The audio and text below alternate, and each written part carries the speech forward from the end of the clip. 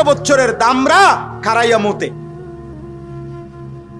18 বছর পর্যন্ত পড়ালেখা তারে এতটুকু শিখাইতে পারে নাই যে মুসলমানের বাচ্চা খারাইয়া মতে না, বৈশা মুছতে হয়, এর দূর শিখে না।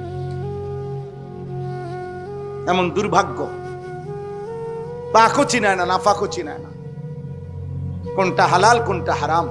মদও খায়, মধুও খায়, সুদও খায়, ব্যবসার টাকাও খায়, কিস্তিও নেয়। যেমনি পারক প্রয়োজন পূরণ হইলেই হয়েছে, টাকা হইলেই হয়েছে, হালাল হোক হারাম হোক। কিন্তু মাদ্রাসা এটা শিখায় না। মাদ্রাসাটা শিখায় আগে জানতে হবে এটা হালাল কিনা, আগে জানতে হবে এই উপার্জন বৈধ কিনা।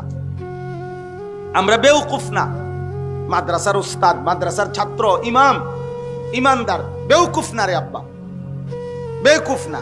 আখিরাতের বাঁধনে আটকানো, এটা যদি আমরাও ভুলে যাইতে পারতাম তো দুনিয়া আমরাও কামাই কদ্দুর করণ যায় দেখাইতাম।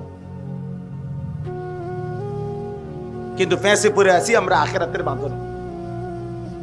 আমরা বিশ্বাস করি, দিনদার বিশ্বাস করে। মাদ্রাসা না, শুধু জেনারেল লাইনও অসংখ্য ইমানদার আছে।